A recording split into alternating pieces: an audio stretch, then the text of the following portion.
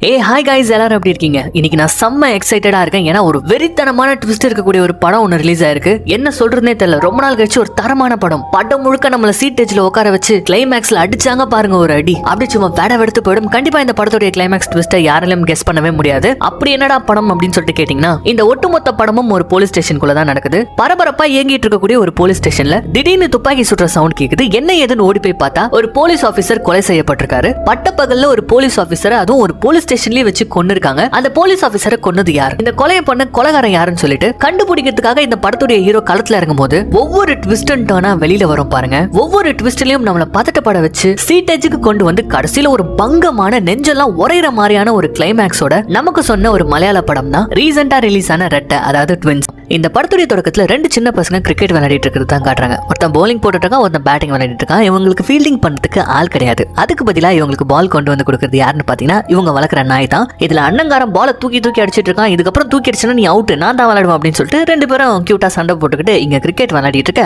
இப்ப இவங்க விளையாடிட்டு இருக்க இடத்துக்கு பக்கத்துல இந்த மைக் செட் ஸ்பீக்கர்லாம் போட்டுக்கிட்டு பாட்டெல்லாம் பாடிட்டு இருக்காங்க. என்னன்னு பார்த்தா பக்கத்துலேயே ஒரு போலீஸ் ஸ்டேஷன். அந்த போலீஸ் ஸ்டேஷன்ல இன்னைக்கு ஒரு ஃபங்க்ஷன், மினிஸ்டர்லாம் வராரு.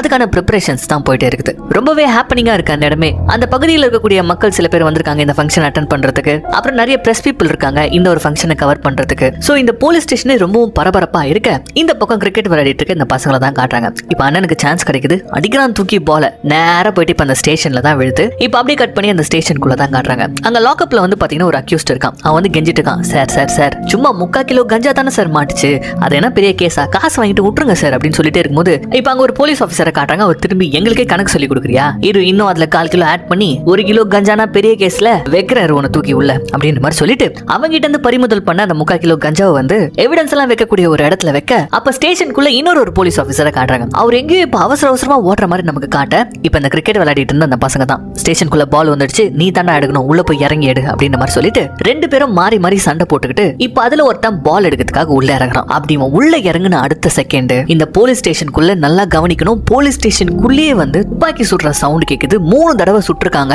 அதை இந்த சின்ன பையன் பார்த்துட்டு ஷாக் ஆக இந்த சவுண்ட் கேட்டு அந்த இடமே ஷாக் ஆகுது. வெளியில இருந்த போலீஸ் எல்லாம் தெரிச்சு போய் இப்ப உள்ள ஓடி வர இப்ப அப்படியே கட் பண்ணி ஒரு ஹாஸ்பிட்டல்ல ஒரு டிவி ஓடிட்டு இருக்கு. அந்த டிவியை காட்டுறாங்க. இதுல இந்த சூப்பர் சிங்கர்ஸ் எல்லாம் வந்து பாடுறதுக்கு முன்னாடி அவங்க ஃபேமிலி பேக்ரவுண்ட பத்தி சொல்லுவாங்க இல்லையா. சோ அந்த மாதிரி ஸ்ரீஜா அப்படின்னு சொல்லிட்டு ஒருத்தங்க பேசிட்டு இருக்காங்க. கிட்டத்தட்ட சிங்கிள் மதரா 17 வருஷம் கஷ்டப்பட்டு என்னுடைய மகளை நான் வளர்த்திருக்கேன். அவளுக்கு பாடணும்ன்றது இன்ட்ரெஸ்ட் தெரிஞ்சதுக்கு அப்புறமா என்னால முடிஞ்ச சப்போர்ட்டை நான் தந்தேன். இப்ப அவ என்னையே பெருமைப்படுத்திருக்கா அப்படின்னு சொல்லிட்டு அவங்க சொல்ல அந்த பொண்ணு இப்ப லைவா பாடுறத காட்டுறாங்க. இதை காமிச்சுக்கிட்டே இந்த ஷோ வந்து அந்த ஹாஸ்பிட்டல்லயே உட்காந்துக்கிட்டு ஒருத்தர் பாக்குற மாதிரி காட்டுறாங்க. இவர் தான் நம்ம படத்துடைய ஹீரோ. இவர் பேர் பிரமோத். இந்த ஷோவை பார்த்த இவர், அதாவது அந்த 17 வயசு பொண்ணு பாடத்தை பார்த்த இவர் ரொம்பவே வந்து மனம் முருகி கவலைப்படுறாரு. இந்த கவலைக்கு பின்னாடி ஒரு பிளாஷ்பேக் இருக்கு. அது என்னன்னு பாத்தீங்கன்னா, இவ்வளவு நேரம் டிவில பாத்துட்டு இருந்தால அந்த ஸ்ரீஜா அப்படின்ற ஒருத்தங்க பேசிட்டு இருந்தாங்களே, அவங்க வேற யாருமே கிடையாது, இவருடைய பொண்டாட்டி தான். அதாவது எக்ஸ் வைஃப். அது மட்டும் இல்லாம அந்த பாட்டு பாடின பொண்ணு இவருடைய பொண்ணு. 17 வருஷத்துக்கு முன்னாடி இவங்க குடும்ப வாழ்க்கை இவங்க ரெண்டு பேருக்கும் ரொம்ப கசந்து போயிருக்கும். இவர் வந்து ஒரு போலீஸ் ஆபீசர். இவர் வந்து ஸ்ரீஜாவை நிறைய சந்தேகப்பட்டிருப்பாரு, அடிச்சிருப்பாரு. இவங்களுக்குள்ள ஏகப்பட்ட பிரச்சனைகள். அப்பதான் இவங்களுக்கு ஒரு பெண் குழந்தை பிறகுது. இதுக்கப்புறம் உங்க கூட வாழ முடியாது அப்படின்னு சொல்லிட்டு அந்த குழந்தைய தூக்கிட்டு அப்பவே கிளம்பி போயிட்டு இருக்காங்க. இப்ப 17 வருஷம் கழிச்சு இப்ப இவருக்கு வந்து பாத்தீங்கன்னா ஆல்ரெடி 2 தடவை ஹார்ட் அட்டாக் வந்துட்டு இருக்குது. அவருடைய தப்பெல்லாம் வந்து அவர் உணர்ந்துட்டாரு. அவருக்கு இருக்கக்கூடிய கடைசி கொஞ்சம் டைம் ஆச்சு தன்னுடைய ஃபேமிலி கூட ஸ்பெண்ட் பண்ணணும் அப்படின்னு சொல்லிட்டு நினைக்கிறாரு. தன் பொண்ணு கூட வந்து சந்தோஷமா இருக்கணும் அப்படின்னு சொல்லிட்டு நினைக்கிறாரு. அதனால அவங்க மனைவியான ஸ்ரீஜாக்கு கால் பண்றாரு. தான் முன்ன மாதிரி இல்லனோ இப்ப ரொம்பவே மாறிட்டேன்னு சொல்றாரு. நடந்த எல்லாத்துக்குமே மன்னிப்பு கேட்கிறாரு. அது மட்டும் இல்லாம ஸ்ரீஜா வந்து இவர் தான் அப்பா அப்படின்னு சொல்லிட்டு அந்த பொண்ணு கிட்ட சொல்லிருக்கவே மாட்டாங்க. நீ சொல்லணும் நான் தான் அப்பான்னு சொல்லிட்டு எனக்கு இருக்கக்கூடிய கொஞ்ச நாட்களாச்சு உங்க கூட வந்து ஸ்பெண்ட் பண்ணணும்னு நினைக்கிறேன் அப்படின்னு சொல்லிட்டு ரொம்ப ஊருக்குமா அவர் கேட்டுட்டே இருக்கும்போது அங்கிருந்து ஸ்ரீஜா வந்து எதுவுமே சொல்லல, அப்படியே அமைதியா கேட்டுட்டு இருக்காங்க. அந்த சமயத்துல ஒரு ஆபீசர் வராரு. வந்துட்டு சார் ரொம்ப எமர்ஜென்சி அப்படின்னு சொல்லிட்டு ஒரு போன் கால் கொடுக்குறாரு. அந்த போன் காலை கேட்டோன்னே இவருக்கு மூஞ்சி முகம் எல்லாம் மாறுது. இப்ப அப்படியே கட் பண்ணி அந்த சம்பவம் நடந்த அந்த போலீஸ் ஸ்டேஷன் தான் காட்டுறாங்க. ஆக்சுவலி இவருக்கு கால் பண்ணி சொன்னது அந்த ஸ்டேஷன்ல இருந்த ஒரு ஆள் தான். அங்க ஒரு பெரிய அதிகாரி இருக்காரு. அவர் என்ன பண்றாருன்னு பாத்தீங்கன்னா ஒரு 3 போலீஸ் ஆபீசர், அதாவது ஃபர்ஸ்ட் இந்த லாக்அப் கிட்ட ஒருத்தன் கூட நின்று பேசிட்டு இருந்தார் இல்லையா அந்த போலீஸ் ஆபீசர், அவசர அவசரமா இங்க வெளியில ஓடினார் இல்லையா அந்த போலீஸ் ஆபீசர், இன்னொருத்தர், இவங்க 3 பேரையும் ஒரு ஓரமா நிக்க வச்சு இந்த பெரிய அதிகாரி வந்து கேள்வி மேல கேள்வி கேட்டுட்டு இருக்க. அதே சமயத்துல அந்த உயர் அதிகாரி என்ன சொல்றாருன்னு பாத்தீங்கன்னா, இங்க இருந்து ஒருத்தன் கூட வெளியில போக கூடாது, இது யாருன்னு கண்டுபிடிக்கிற வரைக்கும் அப்படின்ற மாதிரி சொல்றாரு. இந்த ஃபங்க்ஷன் அட்டெண்ட் பண்ணதுக்காக சில மக்கள் வந்தாங்க தெரியுமா, இந்த போட்டோகிராஃபர்ஸ் எல்லாருமே வச்சு லாக் பண்றாங்க. அந்த சமயத்துல தான் இந்த படத்துடைய ஹீரோவான பிரமோத் உள்ள வராரு. ஆக்சுவலி இவர் வந்து எஸ்பி. இந்த மேட்டர் தெரிஞ்ச உடனே உள்ள வராரு. உள்ள வந்தவர் அப்படியே உடஞ்சு போய் ஒரு ஓரமா உட்காந்துறாரு. என்னன்னு பார்த்தா ஆக்சுவலி இந்த ஸ்டேஷன்ல என்னதான் நடந்திருக்குன்னா, இந்த ஸ்டேஷனுக்குள்ளேயே ஒரு போலீஸ் சுட்டு கொல்லப்பட்டிருக்காரு. அவர் வேற யாருமே யாருமே கிடையாது, நம்ம பிரமோத்தோடைய தம்பி வினோத். இப்ப அப்படியே ஒரு ஃபிளாஷ்ல 2 சின்ன பசங்களை காட்டுறாங்க. ஆக்சுவலி இவங்க 2 பேருமே ட்வின்ஸ். சோ அண்ணனும் தம்பியும் ஒரே ஸ்டேஷன்ல ஒர்க் பண்ணிட்டு இருந்திருக்காங்க. இப்ப கொல்லப்பட்டது தம்பி. இப்ப அப்படியே ரெட்டன் இந்த படத்தோட டைட்டில் போட்டு இந்த படத்தை ஆரம்பிக்கிறாங்க. இப்ப எல்லா நியூஸ் சேனல்ஸும் இந்த சம்பவத்தை பத்தி தான் பேசிட்டு இருக்காங்க. ஒரு ஸ்டேஷனுக்குள்ள டியூட்டில இருந்த ஒரு ஆபீசரை சுட்டு கொண்டு இருக்காங்க, அது யாருன்னு தெரியல அப்படின்னு சொல்லிட்டு எல்லா இடத்துலயும் பேசிட்டு இருக்காங்க. அது மட்டும் இல்லாம இந்த இடத்துக்கு தான் ஒரு மினிஸ்டர் வர மாதிரி இருந்தாங்க அப்படின்னு அந்த மினிஸ்டரை பத்தியும் பேசிட்டு இருக்கும்போது அதை அந்த மினிஸ்டர் பார்த்துட்டு இருக்காங்க. அவங்க வீட்டுல இருந்து அந்த நியூஸை பார்த்துட்டு இருக்காங்க. ஏண்டா நான் பாட்டுன்னு சிவனேன்னு இருந்தேன், ஏதோ ஒரு ஃபங்க்ஷன் கூப்பிட்டீங்க, அதுக்கு வரேன்னு சொன்னது ஒரு குத்தமாடா, இப்ப ஏன் தலை தான் உருளுது அப்படின்னு சொல்லிட்டு இப்ப அப்படியே திரும்பி பக்கத்துல இருக்க கமிஷனரை பாக்குறாங்க. ஒரு லேடி கமிஷனர். அவங்க கிட்ட வந்து நீங்க என்ன பண்ணுவீங்களோ தெரியாது, எவ்வளவு சீக்கிரம் முடியுமோ இந்த கேஸை நீங்க முடிக்கிறீங்க, ஏன்னா அடுத்து எனக்கு சிஎம் கூட தான் மீட்டிங், நான் ஆன்சர் பண்ணணும் புரியுதா அப்படின்னு சொல்லிட்டு இவங்க கமிஷனரை பார்த்து பிரஷர் போட இங்க அப்படியே கட் பண்ணி நம்ம ஹீரோ பிரமோத் இருக்காரு டிஎஸ்பி, அவர் தான் காட்டுறாங்க. அவர் வந்து பாத்தீங்கன்னா ஸ்டேஷனே சுத்தி சுத்தி வந்துட்டு இருக்காரு. அப்ப வந்து பாத்தீங்கன்னா இந்த ஃபாரன்சிக்ஸ் வந்து மொத்தம் 3 குண்டுகள் சுடப்பட்டிருக்கு, ரொம்பவே கிட்ட இருந்து தான் சுட்டிருக்காங்க அப்படின்ற மாதிரிலாம் அவங்க சொல்லிட்டு இருக்காங்க. இதெல்லாம் கேட்டுக்கிட்டே சுத்தி சுத்தி வந்துட்டு இருக்காரு. இப்ப அப்படியே ஸ்டேஷனுக்குள்ள போறாரு. அப்படி போகும்போது ஒரு 3 பேர் புடிச்சு வச்சிருக்காங்க சஸ்பெக்ட்னு சொல்லிட்டு. ஏன்னா அந்த வினோத் இறந்தப்போ முதல் இவங்க 3 பேர் தான் பார்த்திருப்பாங்க. அதுல ஒருத்தர நம்ம ஹீரோ வந்து ஒரு மாதிரி சந்தேகத்தோட பாத்துக்கிட்டே போறாரு. அவரு பேரு ஜான். இவரையே இப்படி சந்தேகமா பாக்குறாருன்னு சொல்லிட்டு பார்க்கும்போது ஒரு சின்ன பிளாஷ்பேக்கை காட்டுறாங்க. ஒரு சில வாரங்களுக்கு முன்னாடி நம்ம ஹீரோ தானே இந்த ஸ்டேஷனுடைய டிஎஸ்பி, இவர்கிட்ட வந்து இந்த ஜான் வந்து கம்ப்ளைண்ட் பண்றாரு. இந்த மாதிரி வினோத் வந்து எப்ப பார்த்தாலும் ரொம்ப ரகடா நடந்துக்கிறான், எனக்கு வந்து கேஸ்ல அவன் தலையிட்டு ஏன்டா இதெல்லாம் நீ பண்றான்னு கேட்டதுக்கு என்ன போட்டு அடிச்சிட்டான் சார், என் மூஞ்சி முகரெல்லாம் எப்படி வீங்கி போய் கிடக்குது பாருங்க அப்படின்னு சொல்லிட்டு நம்ம ஹீரோ கிட்ட தான் வந்து கம்ப்ளைண்ட் பண்ணிட்டு இருக்காரு. இப்போ நம்ம ஹீரோ வந்து பாத்தீங்கன்னா வினோத்தை கூப்பிட்டு பேசுறாரு. வினோத் நம்ம ஹீரோவுடைய தம்பி, இதே ஸ்டேஷன்ல எஸ்ஐயா தான் இருக்காரு. வினோத் கூட பேசணும்னாலே தனியா தான் கூப்பிட்டு பேசுறாரு. அதுக்கு காரணம் என்னன்னா வினோத் மதிக்கவே மாட்டாரு அவங்க அண்ணன். அவருக்கு அவங்க அண்ணனா பிடிக்கவே பிடிக்காது. இப்ப பிரமோத் கூப்பிட்டு அட்வைஸ் பண்றாரு. இங்க பாரு, இது ப்ரொமோஷன் டைம், தேவையில்லாம ஏதாவது கம்ப்ளைண்ட்ல மாட்டிக்காத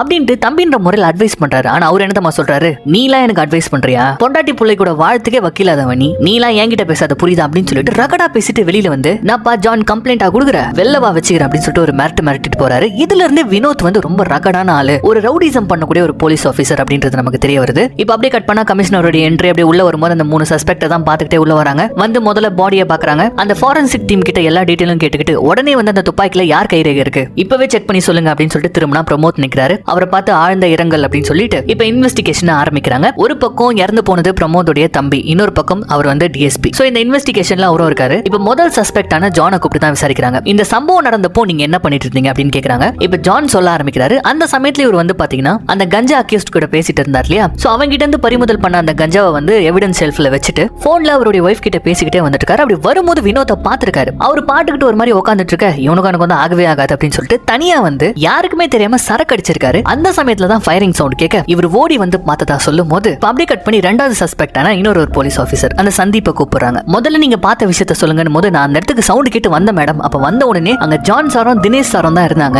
அப்படின்னு இவர் சொல்லிக்கிட்டே இருக்கும்போது உனக்கும் வினோத்துக்கும் என்ன ப்ராப்ளம் அப்படின்ற ஒரு கேள்வியை கமிஷனர் எடுத்து வைக்க இந்த சந்தீப் வந்து பாத்தீங்கன்னா ஒரு நிமிஷம் அப்படியே அமைதியா வராரு. இவருக்கும் வினோத்துக்குமே வந்து பாத்தீங்கன்னா ஒரு பிரச்சனை இருக்கு. அது என்னன்னா வினோத் என்னதான் திமிரானவரா இருந்தாலும் சின்ன குழந்தைகளை பார்த்தா அவருக்கு ரொம்பவே பிடிக்கும். ஒரு தடவை இந்த சந்தீப் வந்து ரொம்பவும் பிஸியா இருந்திருக்காரு வேலை விஷயத்துல. அப்போ வந்து சந்தீப்புடைய குழந்தைய ஸ்கூல்ல இருந்து பிக்கப் பண்ணிட்டு வீட்லயே கொண்டு போய் விடுறாரு. இது எப்படி இருக்கும், இது வேற மாதிரி ஆயிடும்ல. ஊர் உலகத்துல எல்லாருமே பாக்குறப்போ தன்னுடைய ஹஸ்பண்டுக்கு பதிலா இவர் குழந்தைய கொண்டு வந்தா அவங்க சும்மா இருப்பாங்களா? அவங்க ஹஸ்பண்ட் கிட்ட கம்ப்ளைண்ட் பண்ண நீ யாரா என் குழந்தைய கொண்டு வந்து என் வீட்டுல விடுறதுக்கு அப்படின்னு சொல்லிட்டு இவருக்கும் வினோத்துக்கும் கிளாஷ் ஆயிடுது. ஒயின் ஷாப் மாதிரி இருக்குது, மாறி மாறி சம்மாடி அடிச்சுக்கிறாங்க. சோ இப்படியும் ஒரு கம்ப்ளைண்ட் வினோத் மேல. சோ இருக்க இந்த இடம் அப்படியே பயங்கர பரபரப்பாவது டென்ஷனா இருக்கும்போது இதுல ஃபர்ஸ்ட் ஒருத்தர் விசாரிச்சாங்க தெரியுமா, ஜான். அவர் வந்து மயக்க வந்து கீழே விழுந்துட்டாரு. இப்போ இந்த நேரம் பார்த்து அந்த ஃபாரன்சிக் டீம்ல இருந்து வந்து அந்த துப்பாக்கி இருந்த பவுச்ல வந்து ஒரு கைரேகை இருக்கு, அது வந்து நீங்க 3 பேர் சஸ்பெக்டா புடிச்சு வச்சிருக்கீங்களா, அதுல தினேஷ் அவருடைய கைரேகை தான் இருக்கு அப்படின்னு சொன்ன உடனே டக்குனு கமிஷனர் பக்கத்துல இருக்க இன்னொரு ஆபீசர் வந்து என்ன சொல்றாருன்னா கண்டிப்பா அவன் தான் பண்ணிருப்பான் அப்படின்ட்டு கன்ஃபார்மா அவர் சொல்லும் போது அப்ப பிரமோத் சொல்றாரு இல்ல வாய்ப்பே கிடையாது, வெறும் அந்த பவுச்ல இருக்கக்கூடிய கைரேகை மட்டும் நீங்க கால்குலேட் பண்ண முடியாது, ஏன்னா அந்த பவுச்சே வந்து தினேஷ்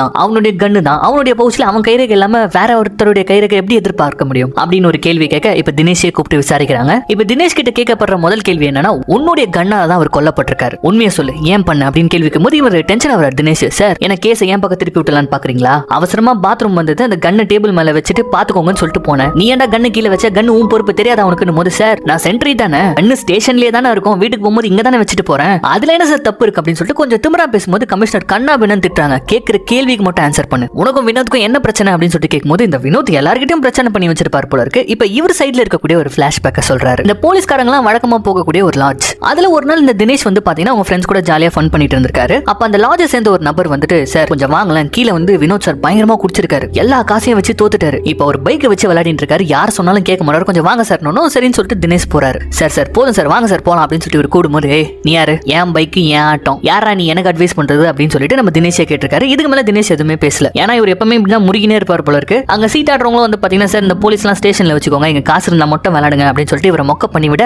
இப்ப வெளியில ஏதோ ஒரு சவுண்ட் கேட்டுட்டே இருக்கு. அது தினேஷ் போயிட்டு என்னன்னு செக் பண்றாரு. அப்படி பாத்தீங்கன்னா அந்த காரிடோர்ல ஒரு பொண்ணு ஒரு பையன் இன்னொரு பையனை வந்து காலர் பிடிச்சி கேள்வி கேட்டுட்டு இருக்காங்க. எதுக்குடா போட்டோ எடுத்த அப்படின்னு சொல்லிட்டு அங்க போயிட்டு என்ன அப்படின்னு சொல்லிட்டு தினேஷ் விசாரிக்கிறாரு. அப்ப அங்க சலசலப்பு அதிகமாகும் போது இந்த வினோத் வந்து பாத்தீங்கன்னா உள்ள வந்துறாரு. ஆல்ரெடி நல்லா குடிச்சிருக்காரு.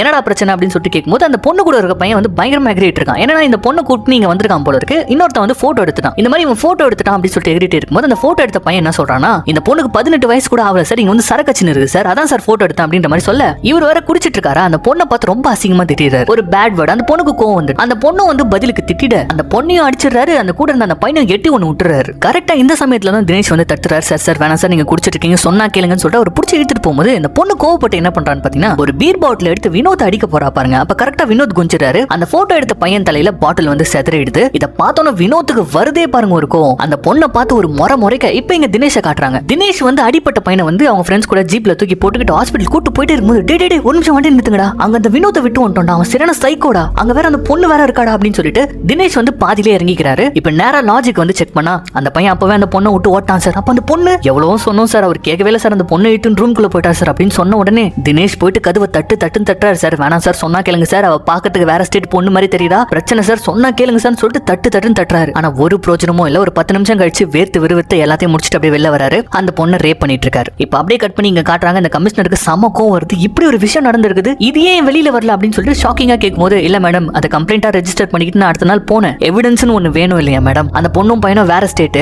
அவங்க அவமானப்பட்டு அப்படியே போயிட்டு இருக்காங்க, அந்த லாட்ஜ்ல கேட்டாலும் எதுவுமே சொல்லல, எங்க இருந்து மேடம் இதை கம்ப்ளைண்டா ரெஜிஸ்டர் பண்ணுவேன் அப்படின்னு கேட்கும்போது போடா ஃபுல், முதல்ல அந்த பொண்ணு பையன் யாருன்றதை கண்டுபிடிங்க, 1/2 மணி நேரத்துல அந்த பசங்களோட டீடைல் எனக்கு வேணும் அப்படின்ட்டு இவங்க சொல்ல இப்ப அப்படியே கட் பண்ணா சஸ்பெக்ட் இருந்தது 3 பேர் தான். அவங்கள விசாரிச்சு பார்த்ததுல எந்த ஒரு க்ளூவும் கிடைக்கல, என்ன பண்றதுன்னு தெரியல. அப்போதான் அந்த லாக்அப்ல ஒரு கைதி இருந்தது உங்களுக்கு ஞாபகம் வருது. இப்ப அந்த கைதியை கூப்பிட்டு விசாரிக்கிறாங்க. இங்க பாரு, இந்த சம்பவம் நடந்தப்போ இந்த ஸ்டேஷனுக்குள்ள நீயும் இருந்திருக்க, ஒழுங்கா சொல்லு, உனக்கு ஏதாவது சம்பந்தம் இருக்கா அப்படின்னு சொல்லிட்டு கேட்கும்போது அவன் பயந்துறான். ஐயோ மேடம், அதெல்லாம் ஒண்ணு இல்ல மேடம், நான் நல்லா தூங்கிட்டு இருந்தேன் மேடம், திடீர்னு கன் சவுண்ட் கேட்டுச்சு, அப்படியே அரை தூக்கத்துல எழுந்து வந்து பார்த்தேன், அந்த பக்கம் பின்னாடி யாரோ ஓட்டுன மாதிரி இருந்தது, ஜஸ்ட் நான் ஃபீல் பண்ண, ஆனா நான் பார்க்கல அப்படின்ற மாதிரி அந்த அக்யூஸ்ட் சொல்ல உடனே நம்ம கமிஷனர் வந்து பாத்தீங்கன்னா பின்னாடி போய் செக் பண்றாங்க. அதுல ஒரு சின்ன டோர் மாதிரி ஓப்பன்ல இருக்கு. இது ஏன் இப்படி ஓப்பன்ல இருக்கு அப்படின்னு சொல்லிட்டு கேட்கும்போது இல்ல மேடம், எல்லாரும் இங்க தான் வந்து ஸ்மோக் பண்ணுவாங்க, எப்பவுமே இது ஓப்பன்ல தான் இருக்கும் அப்படின்னு சொல்லிட்டு இந்த இன்ஸ்பெக்டர் சொல்றாரு. இந்த கமிஷனருக்கு இப்ப அடுத்து என்ன பண்றதுனே தெரியல. இதுல வேற மேலிடத்துல இருந்து பயங்கர பிரஷர் வேற வந்துட்டு இருக்கு. இப்போ ஒன்னு கேட்டுக்கிறாங்க, அது என்னன்னா நம்மளும் எல்லா வழியிலும் விசாரிச்சிட்டோம், இதுக்கப்புறம் சந்தேகப்படணும்னா ஒருத்தர் தான் பண்ணணும் அப்படின்னு சொல்லும்போது இப்ப நம்ம ஹீரோ மேல சந்தேகம் திரும்புது. உடனே கமிஷனர் என்ன சொல்றாங்கன்னா அவங்க 2 பேருக்குள்ள இருக்க ரிலேஷன்ஷிப் எப்படி, கடைசியா வினோத் பேசின போன் கால்ஸ் இதெல்லாமே எனக்கு வேணும்னு சொல்ல இப்ப அப்படியே கட் பண்ணி வெளியில இந்த ரிப்போர்ட்டர்ஸ் வந்தாங்களா இந்த ஃபங்க்ஷனை கவர் பண்ணதுக்கு, அவங்களா அவங்களுடைய ஆபீஸ்க்கு கால் பண்ணிட்டு இருக்காங்க. சார் எங்களை பிடிச்சி வச்சுக்கிறாங்க சார், கேமராவெல்லாம் வாங்கி வச்சுக்கிறாங்க சார், விட மாட்டாங்க சார் அப்படின்னு சொல்லிட்டு இவங்க புலம்பிட்டு இருக்க இங்க உள்ள வந்து பாத்தீங்கன்னா அந்த கேமரா ஃபுட்டேஜ்ல வந்து கவர் ஆன எல்லா ஃபுட்டேஜஸையும் அலசி ஆராய்ச்சிட்டு இருக்காங்க.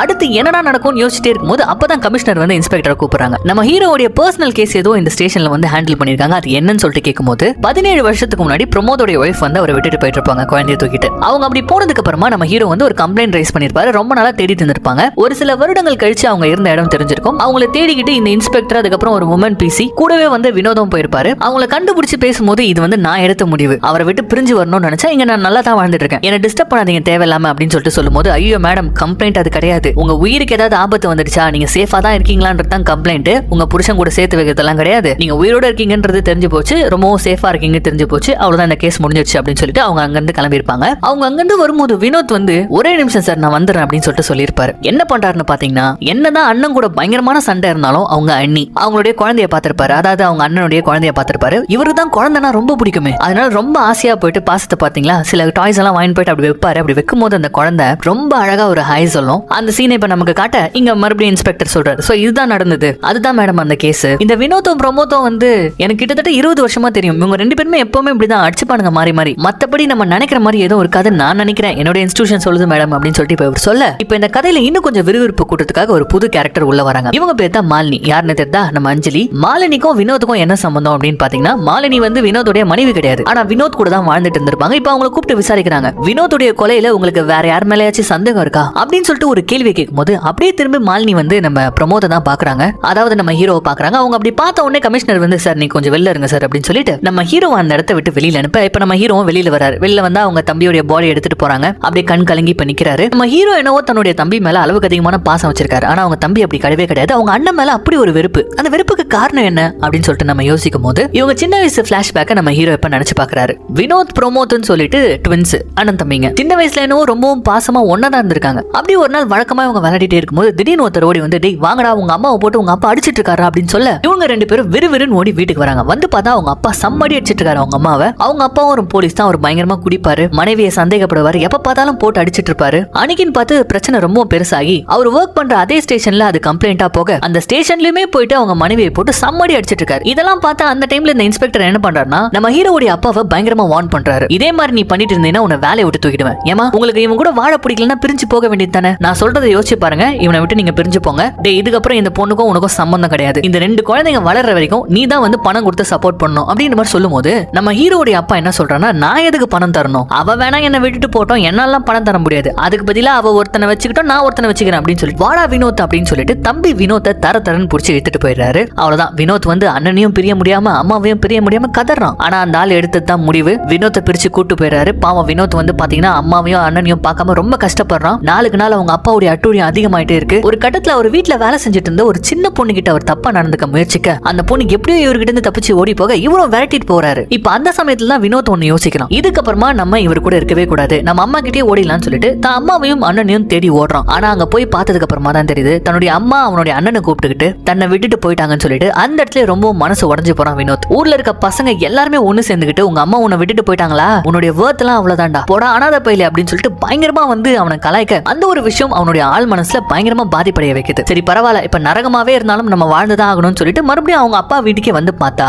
அவர் ஒரு பொண்ணு அபியூஸ் பண்ணார் இல்லையா, அந்த குடும்பமே வந்து அவங்க அப்பாவை கொன்னு போட்டு போயிட அவ்வளவுதான். இப்ப யாருமே இல்லாத தனி மரமா நின்னுட்டு இருக்கான் வினோத். அவருடைய சாவுக்கு வந்து அம்மாவும் அண்ணனும் வராங்க. ஆனா ரொம்பவே மனசளவுல பாதிக்கப்பட்டிருந்த வினோத், என்ன விட்டு போனீங்களா, என்ன தூக்கி அடிச்சுட்டு போனீங்களா ரெண்டு பேரும், இனிமே நீங்க எனக்கு தேவையில்லைன்னு சொல்லிட்டு அப்படியே கதவை மூடுறான். இங்கே இந்த பிளாஷ்பேக் முடியுது. இப்பதான் நமக்கு புரியுது எதுக்கு வினோத் அவங்க அண்ணன் மேல இவ்வளவு கோவத்துல இருக்காரு. ஒரு மரியாதை கொடுக்க மாட்டாரு, ஒரு பாசம் இல்ல, ஒரு எதிரியை பாக்குற மாதிரி ஏன் பார்த்தாருன்ற ஒரு விஷயம் நமக்கு புரிய வர இப்ப அப்படி கட் பண்ணி இந்த இன்ஸ்பெக்டர் தான் காட்டுறாங்க. அவர் வந்து வினோத்தோட போன் கால்ஸ் எல்லாத்தையுமே வந்து ரெக்கார்ட் பண்ணிட்டு வந்திருக்காரு. அதை கேட்ட வரைக்குமே நம்ம ஹீரோக்கும் இந்த வினோத்துக்கும் எந்த ஒரு ப்ராப்ளமும் இல்லைன்னு தெரிய வருது. அது மட்டும் இல்லாம இந்த பொண்ணு மாலினி, அந்த பொண்ணு கூட ஒரு சந்தோஷமா வாழ்ந்துட்டு இருந்திருக்காரு அப்படின்ற ஒரு விஷயம் தெரிய வருது. இந்த பொண்ணுக்கும் வினோத்துக்கும் என்ன ஒரு கனெக்ஷன் அப்படின்னு சொல்லிட்டு இப்ப கமிஷனர் கேட்கும்போது அதுக்கு இவரே வந்து எக்ஸ்பிளைன் பண்றாரு. ஒரு தடவை இந்த பொண்ணு இந்த ஸ்டேஷனுக்கு ஒரு கம்ப்ளைண்ட் கொடுக்க வந்திருக்கா. அதாவது ஒரு டொமஸ்டிக் வயலன்ஸ், தினமும் வந்து பாத்தீங்கன்னா அவங்க ஹஸ்பண்ட் வந்து இவங்களை போட்டு அடிக்கிறது துன்புறுத்துதுன்னு சொல்லிட்டு இருந்திருப்பாரு. சோ அதுக்காக ரொம்ப முத்தி போய் கம்ப்ளைண்ட் கொடுக்கலான்னு வந்திருக்காங்க. அந்த இடத்துல தான் ஃபர்ஸ்ட் வினோத் வந்து இவங்களை பாக்குறாரு. வாண்டடா வந்து நான் போய் விசாரிக்கிறேன் சார் அப்படின்னு சொல்லிட்டு இவரே அந்த இடத்துக்கு போறாரு. அங்க போய் பார்த்தா மாலினியோட ஹஸ்பண்ட் இவர் தான் பாத்தீங்கன்னா ஏதோ கடவுளுக்கு வந்து ஜெபம் பண்ற மாதிரி ஒரு ஃபாதர் மாதிரி உட்கார்ந்துட்டு இருக்காரு.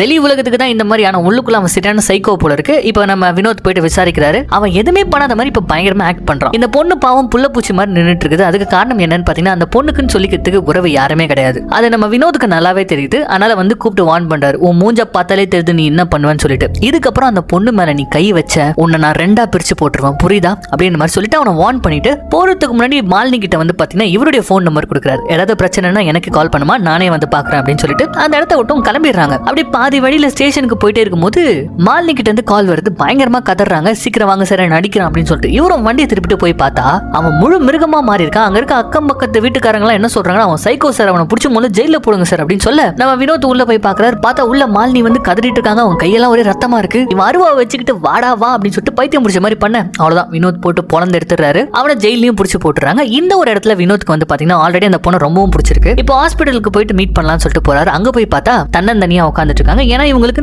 போறதுக்குன்னு ஒரு இடமே கிடையாது, சொல்றதுக்குன்னு சொந்தம் யாரும் இல்ல. அதனால தான் இத்தனை நாளா வந்து அவங்க கிட்ட வாங்கின அடிகள் எல்லாம் பொறுத்துக்கிட்டு அவங்க இருந்திருக்காங்க. இப்போ எங்க போறதுனே தெரியாம உட்காந்துட்டு இருக்க மாலினிக்கு வந்து பாத்தீங்கன்னா இந்த வினோத் வந்து அடைக்கலம் கொடுக்குறாரு. அவரோட வீட்டுக்கு கூட்டு போறாரு. இது உன் வீடு மாதிரி நினைச்சுக்கோ, நீங்க தாராளமா இருக்கலாம் அப்படின்னு சொன்ன உடனே மாலினிக்கு வந்து ஒரு சேஃபான பிளேஸ் கிடைச்சிச்சு அப்படின்னு சொல்லிட்டு கொஞ்சம் நம்பிக்கை வருது. ஆனா அன்னைக்கு ராத்திரி வினோத் நல்லா குடிச்சிட்டு கொஞ்சம் தப்பா நடந்துக்க ட்ரை பண்ண அவங்களுக்கு பிடிக்கலன்னு தெரிஞ்சோனும் அவர் வந்து ஸ்டாப் பண்ணிடுறாரு. ஆனா அடுத்த நாள் காலையில மாலினி அந்த வீட்லயே கிடையாது. எங்கெங்கயோ தேடி பாக்குறாரு. அப்ப இன்ஸ்பெக்டர் கால் பண்றாரு, எங்கேயோ அந்த பொண்ணு மாலினி அப்படின்னு சொல்லிட்டு கேட்கும்போது தெரியல சார், காலையில ஏஞ்சி பார்த்தாங்க காணும் போது என்ன விளாடுறியா, இன்னும் அந்த கேஸே க்ளோஸ் பண்ணல, நீ எப்பவுமே சுத்துற பொம்பளைங்க மாதிரி அவளை நினைச்சுக்கிட்டியா, ஒழுங்கு மரியாதை அவளை தேடி கண்டுபிடி அப்படின்ற மாதிரி சொல்ல இவரும் வந்து பாத்தீங்கன்னா தேடி அலையிறாரு. எங்க தேடியும் வந்து மாலினி கிடைக்கல. ஆனா கடைசியில வந்து ஒரு ஸ்கூல் மாதிரி இருக்கு, அந்த இடத்துல தன்னந்தனியா உட்காந்து அழுதுட்டு இருக்காங்க. இதை பார்த்தோன்னு வினோத்துக்கு வந்து மனசே உடஞ்சு போயிடுது. பயங்கரமா அழுது மன்னிப்பு கேட்கிறாரு. மன்னிப்பு கேட்டு முடிச்சதுக்கு அப்புறம் உனக்குன்னு யாராச்சும் இருந்தா சொல்லு, வெளியூர்ல இருந்தா கூட சொல்லு, நான் கொண்டு போய் விட்டுறேன் அப்படின்றாரு. ஆனா அவங்க பாட்டு அழுதுட்டே இருக்காங்க. ஏன்னா உங்களுக்குன்னு சொல்லிக்கிறதுக்கு யாருமே இல்ல. அப்ப அந்த இடத்துல ஒரு விஷயத்த சொல்றாரு, என் மேல உனக்கு மறுபடியும் நம்பிக்கை இருந்ததுன்னா என் கூட வா, நான் உன்னை பாத்துக்கிறேன், கண்டிப்பா என் விரல் கூட உன் மேல படாது அப்படின்னு சொல்லிட்டு ஒரு பயங்கரமான ஒரு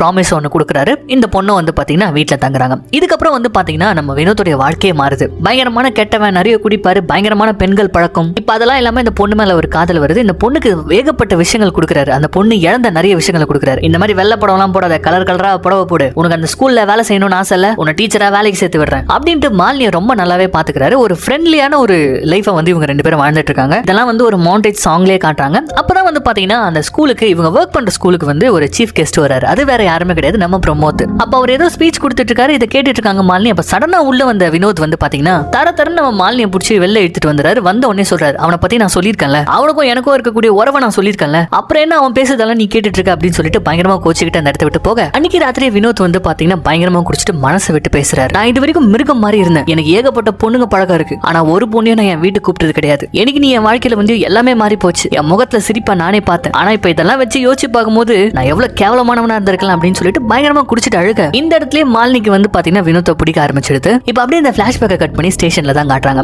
அங்க வந்து பாத்தீங்கன்னா மினிஸ்டரே நேர்ல வந்திருக்காங்க. அவங்க சொல்லியிருந்தாங்க இவ்வளவுதான் டைம்னு சொல்லிட்டு, ஆனா அந்த டைமை வந்து கிராஸ் பண்ணியாச்சு. அங்க உள்ள வரும்போது அங்க இருக்க மக்கள் எல்லாம் சத்தம் போடுறாங்க, காலையில இருந்து எங்களை பிடிச்சி வச்சிருக்கீங்க, எங்களுக்கு குழந்தை குட்டி எதுவுமே இல்லையா, வீட்டுல குழந்தைங்க எல்லாம் தனியா இருப்பாங்க அப்படின்னு கத்தும்போது, இவங்க அட்ரஸ் எல்லாம் வாங்கி வச்சிட்டீங்களா, முதல்ல இவங்களை அனுப்புங்க, இந்த கொலை யார் பண்ணான்றது தெரிஞ்சுக்காம நான் இடத்த விட்டு போக போறதில்லை அப்படின்னு சொல்லிட்டு உள்ள வந்து கண்ணாபின்னு திட்ட ஆரம்பிக்கிறாங்க. என்ன உங்களுக்கு இன்னும் எவ்வளவு நேரம் தான் தேவைப்படுது, அங்க சிஎம் ஏன் தலையை உருட்டிட்டு இருக்காரு அப்படின்னு இவங்க கண்ணாபின்னு கத்தும்போது, மேடம் உங்களுக்கே புரோட்டோகால்ஸ் எல்லாம் தெரியும், கண்டிப்பா வந்து ஃபாரன்சிக்ஸ் ரிப்போர்ட்ஸ் வந்தா மட்டும் தான் அடுத்தது என்னன்றதை பண்ணவே முடியும், சும்மா பேசிட்டே இருக்காதீங்க, போய் வேலையை பாருங்க அப்படின்னு இவங்களை திட்டிட்டே இருக்கிற இதே சமயத்துல நம்ம ஹீரோ வந்து பாத்தீங்கன்னா அவங்க தம்பியுடைய பாடியை அட்டாப்சி பண்ண டாக்டர் கிட்ட சில விஷயங்களை கேட்டு தெரிஞ்சுக்கிறாரு. அப்ப அவங்க என்ன சொல்றாங்கன்னா, மொத்தம் 3 குண்டு இறங்கி இருக்கு, அதுல 2 குண்டு தான் உடம்புக்குள்ள இருந்தது, ஒரு குண்டு வந்து வெளியில போயிடுச்சு, கடைசியா சுட்ட அந்த 3வது குண்டு தான் அவரோட இதயத்தை கிழிச்சு அவர் இறந்து போயிருக்காரு அப்படின்னு சொல்லும்போது ரொம்பவே கிளவரா ஒரு கொஸ்டினை கேட்கிறாரு. எவ்வளவு டிஸ்டன்ஸ்ல இருந்து சுட்டுருக்காங்க டாக்டர் அப்படின்ற ஒரு கேள்வி கேட்கிறாரு. அதுக்கு அவங்க பாயிண்ட் பிளாங்க் அப்படின்ற ஒரு வார்த்தையை சொல்றாங்க. பாயிண்ட் பிளாங்க் தான் என்னன்னு பாத்தீங்கன்னா தூரம்லாம் கிடையாது, ரொம்ப ரொம்ப கிட்ட, அதாவது துப்பாக்கியை தலையிலேயே வச்சு சுடுவாங்க தெரியுமா, அந்த அளவுக்கு கிட்ட, அதுக்கு பேர் தான் பாயிண்ட் பிளாங்க்னு சொல்லுவாங்க. சோ இந்த டீடைல் அவர் கேட்டு தெரிஞ்சுக்கிறாரு. அப்படியே வெளியில வந்து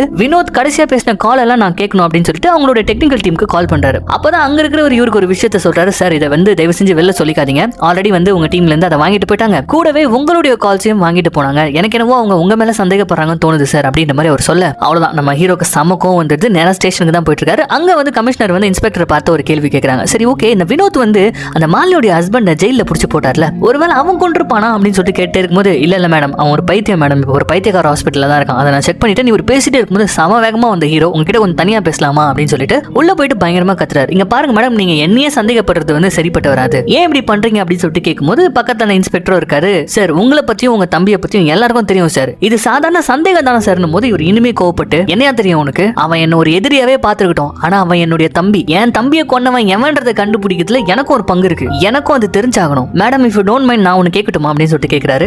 என்ன சொல்லுங்க பிரமோத் அப்படின்னு கேட்கும்போது, இந்த இன்வெஸ்டிகேஷன் நான் ஒரு பக்கம் பண்ணட்டுமா, பெர்மிஷன் தருவீங்களா அப்படின்னு சொல்லிட்டு கேட்ட உடனே தாராளமா பண்ணுங்க அப்படின்னு சொல்லிட்டு இப்ப கமிஷனர் சொல்ல, அவ்வளவுதான் இப்ப ஹீரோ அவருடைய ஸ்டைல்ல இன்வெஸ்டிகேஷன் ஆரம்பிக்கிறாரு. இப்ப முதல் சஸ்பெக்டான தினேஷை விசாரிக்கிறாரு. மறுபடியும் நடந்த எல்லாத்தையுமே சொல்லு அப்படின்னு சொல்லிட்டு சொல்றாரு. இவரும் வந்து பாத்தீங்கன்னா இவருக்கு வயிறு ரொம்ப கலக்க ஆரம்பிச்சிருச்சு. அதனால டக்குன்னு என்ன பண்றாருன்னா கண்ணை கழட்டி அங்க உட்கார்ந்துட்டு இருந்த வினோத் பக்கத்துல இந்த டேபிள்ல வச்சுட்டு, சார் கொஞ்சம் பாத்துக்கோங்க சார் அப்படின்னு சொல்லிட்டு நேரா ரெஸ்ட் ரூமுக்கு தான் போயிருக்காரு. அப்போ ஒரு ரெஸ்ட் ரூம் யூஸ் பண்ணிட்டு இருக்கும்போது வெளியில வந்து பாத்தீங்கன்னா ஃபயர் சவுண்ட் கேக்குது. வெளியில வந்து பார்த்தா வினோத் இறந்து போயிருக்காரு. இதை தவிர்த்து வேற எதுவும் எனக்கு தெரியாது சார் அப்படின்ற மாதிரி சொல்ல, சரி ஓகே சந்தீப் வர சொல்லுங்க அப்படின்ற மாதிரி சொல்றாரு. அந்த சந்தீப்பும் வராரு. சரி சம்பவம் நடக்கும்போது நீ எங்க இருந்த அப்படின்ற ஒரு கேள்வி கேட்கும்போது, சார் இந்த மாதிரி நான் பாத்ரூம்ல இருந்தேன் சார் அப்படின்னு சொன்ன உடனே இப்போ ஒரு பேக்ரவுண்ட் மியூசிக் ஒன்னு வருது பாருங்க. ஏன்னா தினேஷ் தான் பாத்ரூம்ல இருந்திருக்காரு. அப்புறம் இவர் எப்படி பாத்ரூம்ல இருந்திருக்க முடியும்? இந்த இடத்துல படம் பார்த்திருக்க நம்மளே வந்து பாத்தீங்கன்னா அப்படியே சீட்ல இருந்து கொஞ்சம் முன்னாடி வருவோம். அந்த சீட்டேஜ் த்ரில்லர்னு சொல்லுவாங்களே, இந்த இடத்துல தான் நடக்குது. தினேஷ் பாத்ரூம்ல இருந்தேன்னு சொல்றான், நீயும் பாத்ரூம்ல இருந்தேன்னு சொல்ற, அப்புறம் என்ன 2 பேர் இருந்தீங்களா பாத்ரூம்ல அப்படின்ட்டு செம்ம கோமா நம்ம ஹீரோ கேள்வி கேட்க, அந்த இடத்துல தான் இந்த சந்தீப் என்ற ஆபீசர் ஒரு மிகப்பெரிய விஷயத்தை உடைக்கிறாரு. சார் சாரி சார், பெரிய தப்பு பண்ணிட்டேன் சார், நான் இருந்தது லேடிஸ் டாய்லெட்ல சார் அப்படின்னு சொல்லிட்டு சொல்லும்போது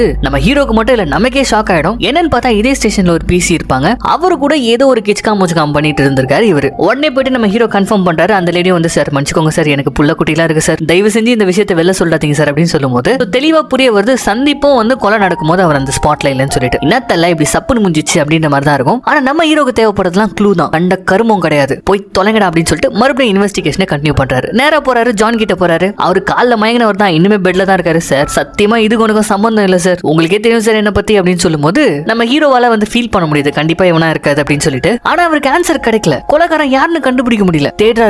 தேடிக்கிட்டே இருக்காரு. எல்லா ஃபுட்டேஜும் நான் பார்க்கணும் காலையில இருந்து அப்படின்ற மாதிரி சொல்றாரு. வெளியில வந்து பாத்தீங்கன்னா இருக்கிற சிசிடிவி ஃபுட்டேஜ்லாம் இருக்கு சார், உங்களுக்கே தெரியும் உள்ள இருக்க சிசிடிவி ஒர்க் ஆகாது அப்படின்ற மாதிரி அங்க இருக்க ஆபீசர்லாம் சொல்ல, பரவாயில்ல இருக்கிற ஃபுட்டேஜ் எல்லாத்தையும் நான் பார்த்தாகணும், எல்லாத்தையும் நான் அலசி ஆகணும்னு சொல்லிட்டு இப்போ வந்து ஒரு ஃபுட்டேஜா பாக்குறாரு. அதுல ஒரு ஃபுட்டேஜ் வந்து பாத்தீங்கன்னா வெளியில ரிப்போர்ட்டர்ஸ் இருந்தாங்க இல்லையா, அவங்க கன் ஷாட் கேட்ட உடனே அவங்க கேமராவை தூக்கிட்டு உள்ள வந்திருக்காங்க. அந்த கேமராவெல்லாம் இவங்க புடிங்கி வச்சுட்டாங்க. அந்த ஃபுட்டேஜ் தான் இவங்க பார்த்துட்டு இருக்காங்க. இந்த இடத்துல ஒரு பங்கமான பிஜிஎம் ஒன்னு போடுவாங்க பாருங்க. என்னன்னா நம்ம ஹீரோ இந்த வீடியோல ஒரு விஷயத்தை நோட்டீஸ் பண்றாரு. அது அந்த லாக்அப்ல இருக்க அக்யூஸ்ட் தான். என்னன்னு பார்த்தா அந்த லாக்அப்ல அந்த அக்யூஸ்டே காணும். கொலை நடந்த அந்த சமயத்துல அந்த லாக்அப் குள்ளேயே அவன் இல்ல. ஒரு மாதிரி நமக்கே தூக்கி வாரி போடுற மாதிரி ஆயிடும். உடனே போறாரு நம்ம ஹீரோ, போட்டு சம்மடி அடிக்கிறாரு. ஏன்னா அவன் என்ன சொல்லிருப்பான், நான் உள்ளதான் இருந்தேன், தூங்கிட்டு இருந்தேன் அப்படின்ற மாதிரி சொல்லிருப்பான். இப்ப போட்டு விழுக்கிறாரு. சொல்றா நீ தானே கொலை பண்ண, நீ தானே கொலை பண்ணு சொல்லும் போது இப்ப ஐயான்னு சொல்லிட்டு அப்படியே காலில் விழுந்துறா. நடந்த எல்லாத்தையும் சொல்றான். என்ன நடந்திருக்குன்னா நம்ம தினேஷ்க்கு வயிறு கலக்கிருக்கு. அதனால கண்ணெல்லாம் அவசர அவசரமா வச்சுட்டு ரொம்ப வேகமா ரெஸ்ட் ரூம் ஓடி இருக்காரு. அப்படி ஓடும்போது அந்த லாக்அப் உடைய சாவி கீழே விழுந்திருக்குது. அந்த சாவியை வச்சுக்கிட்டு இந்த லாக்அப் ஓபன் பண்ணிட்டு இவன் என்ன பண்ணானா, அந்த ஜான் வந்து மிரட்டினார்ல, இன்னும் 1/4 கிலோ கஞ்சாவை ஆட் பண்ணி இதை 1 கிலோவா மாத்திடுவேன், உன்னை வந்து ஜெயில போட்டுருவேன் அப்படின்ற மாதிரி அவர் மிரட்டினார்ல. அதனால இவன் என்ன பண்ணான்னு பாத்தீங்கன்னா அந்த கஞ்சாவை ஒரு லாக்கர்ல வச்சார் இல்லையா, அதை முதல்ல எடுக்கிறான். இப்ப அதை எடுத்துட்டே இருக்கும்போது தான் கன் ஷாட் சவுண்ட் கேக்குது. எல்லா போலீஸும் இப்ப உள்ள ஓடி வர இவன் ஒரு கதவுக்கு பின்னாடி ஒளிஞ்சுக்கிறான். இந்த கேப்ல தான் வந்து அந்த ரிப்போர்ட்டர்ஸ் உள்ள ஓடி வந்திருக்காங்க. அப்ப ரெக்கார்ட் ஆன ஃபுட்டேஜ்ல அந்த லாக்அப்ல இவன் இல்ல. இப்ப எல்லாருமே இந்த இடத்துல இவங்க பதட்டமா இருக்கும்போது யாருக்குமே தெரியாம மறுபடியும் லாக்அப் குள்ள வந்து லாக் பண்ணிக்கிட்டு அந்த சாவியை தூக்கி யாருக்குமே சந்தேகம் வராத மாதிரி ஒரு ஓரமா தூக்கி போட்டுறான். அதுக்கப்புறமா அந்த கஞ்சாவை கொண்டு போயிட்டு டாய்லெட்ல கொட்டி அதை எவிடன்ஸ் இல்லாம அழிச்சிடறான். இதுதான் நடந்திருக்குது. அடுத்த க்ளூவும் வந்து பாத்தீங்கன்னா புஷ் ஆயிடுச்சு. அட பாவீங்களா 5 நிமிஷத்துல ஹார்ட் பீட்டை ரைஸ் பண்ணிட்டீங்களா அப்படின்ற மாதிரி தான் இருக்கும். இப்போ இதெல்லாம் இவன் சொல்லிக்கிட்டே இருக்கும்போது ஒரு விஷயத்த சொல்றான். அவன் அந்த கஞ்சாவை எடுக்க போகும்போது அங்க வினோத் சார் வந்து உட்காந்துக்கிட்டு ஒரு டிவியை தான் பாத்துட்டு இருந்தாரு. நான் இந்த பக்கமா கிராஸ் பண்ணி போறது கூட தெரியாம ரொம்ப உன்னிப்பா பாத்துட்டு இருந்தாரு அப்படின்ற மாதிரி இவன் ஒரு விஷயத்த சொல்ல, இப்ப இவனுமே வேலைக்கு அவளை இவனை விட்டுறாரு. மறுபடியும் போயிட்டு அந்த ஃபுட்டேஜ்களை அலச ஆரம்பிச்சிடறாரு. தடவை வெளியில எடுக்கப்பட்ட ஃபுட்டேஜஸ் எல்லாம் பாத்துட்டே இருக்காரு. அப்படி பாத்துட்டே இருக்கும்போது ஒரு ஃபுட்டேஜ்ல பக்கத்து வீட்டு பசங்க கிரிக்கெட் விளையாடிட்டு இருக்கத நம்ம ஹீரோ பாக்குறாரு. இந்த இடத்துல ஒரு பயங்கரமான மியூசிக்கை போட்டு கட் பண்ண இங்க மினிஸ்டர் வந்து கமிஷனர் போட்டு பொலன்னு பொலந்துட்டு இருக்காங்க. ஒழுங்கு மரியாதையா இந்த கேஸை நீங்க முடிக்கிறீங்க மேடம், எந்த ஒரு எவிடன்ஸுமே கிடைக்கல, எந்த ஒரு ப்ராக்ரஸுமே நடக்கல, எப்படி மேடம் க்ளோஸ் பண்ணுவேன்னு கேட்கும்போது, அதான் அந்த 3 போலீஸ்காரங்க இருக்கானுங்கல்ல சஸ்பெக்ட், போட்டு விடுங்க, வேற வழி இல்ல, அதுக்கப்புறம் விசாரணை பண்ணிட்டு இருக்கோம்னு சொல்லுங்க, இப்போதைக்கு இதை முடிச்சு விடுங்க அப்படின்னு சொல்லிட்டு இவங்க பேசிட்டே இருக்கும்போது அந்த இடத்துக்கு நம்ம ஹீரோ வராரு. இப்ப நேரா உள்ள வந்தவர் ஒரு ட்விஸ்ட ஒண்ணு உடைக்கிறாரு பாருங்க.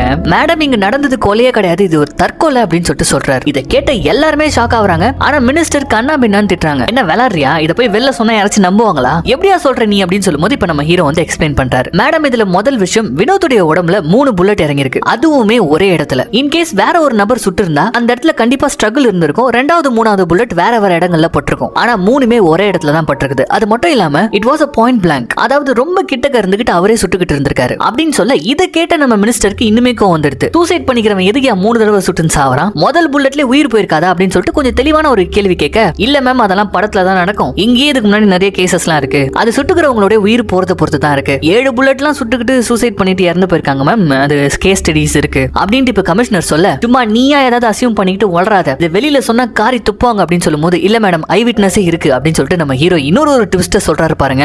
என்னையா சொல்ற அப்படின்னு சொல்லிட்டு கேட்கும்போது இப்ப 2 பசங்களை கூட்டு வராரு. இவங்க வேற யாருமே கிடையாது, முதல் சீன்ல கிரிக்கெட் விளையாடுனாங்க தெரியுமா, அந்த பசங்க தான். இவனுங்க பால உள்ள அடிக்கிறானுங்க, அதை எடுக்கிறதுக்காக அண்ணன் உள்ள வரான். பால் எடுக்கிற சமயத்துல தான் அந்த கன் ஷாட் கேட்டு இருக்குது. அப்ப இந்த பையன் பாத்திருக்கான், தன்னை தானே சுட்டுக்கிட்டு தான் அந்த ஆபீசர் கீழே விழுந்திருக்காரு. அதை அந்த பசங்க பாத்திருக்காங்க. இதை கேட்டோன்னு எல்லாருமே மிரண்டு போயிடுறாங்க. இப்ப மினிஸ்டர் கேக்குறாங்க, இது எப்படியா நீ கெஸ் பண்ண அப்படின்னு கேட்கும்போது, ஃபுட்டேஜ்ல நம்ம ஹீரோ பசங்க கிரிக்கெட் விளையாடுறத பாத்திருக்காரு. அது இல்லாம இவர் முதல்ல இந்த ஸ்டேஷனுக்குள்ள வரும்போது ஒரு நாய் வந்து பாத்தீங்கன்னா பால் எடுத்துக்கிட்டு வெளியில போயிருக்கும், அதே ஒரு நோட்டீஸ் பண்ணிருப்பாரு. சோ அதை வச்சுதான் வந்து லீட் எடுத்து போயிருப்பாரு. இந்த உண்மையும் இப்ப இவருக்கு தெரிஞ்சிருக்கும். இதை கேட்டோன்னு ஆல்மோஸ்ட் எல்லாரும் ஒரு கன்க்ளூஷனுக்கு வராங்க. சரி எல்லாம் ஓகே, சூசைட்க்கு என்ன காரணம், அவர் வீட்லயே சூசைட் பண்ணிருக்கலாமே, இங்க வந்தவர் ஒழுங்கா இருந்தவர் திடீர்னு எப்படி சூசைட் பண்ணிருக்க முடியும் அப்படின்னு இப்போ ஒரு கேள்வி கேட்கும்போது, அததான் மேடம் நம்ம கண்டுபிடிக்கணும் அப்படின்னு சொல்லிட்டு ரொம்பவும் கண் கலங்கி சொல்றாரு. தம்பியாச்சு. சோ நம்ம ஹீரோ ஆல்மோஸ்ட் கண்டுபிடிச்சிட்டாரு. இப்போ இவங்க கவர்மெண்ட்டுக்கு சொல்றதுக்கு ஒரு பதில் இருக்கு. இருங்க போயிடாதீங்க, அதுக்குள்ள கதை முடிஞ்சிச்சுன்னு நினைச்சேன். அப்படி இதுக்கப்புறம் தான் உங்களுக்கு ஒரு மிகப்பெரிய ட்விஸ்டே காத்து இருக்குது. இப்போ நம்ம ஹீரோ வெளியில வராரு. வெளியில வந்தவர் நம்ம இன்ஸ்பெக்டர் கிட்ட ஒன்னு கேட்டிருப்பாரு. அந்த அக்யூஸ்ட் சொன்னா இல்லையா, அவர் அப்படியே தண்ணியே மறந்து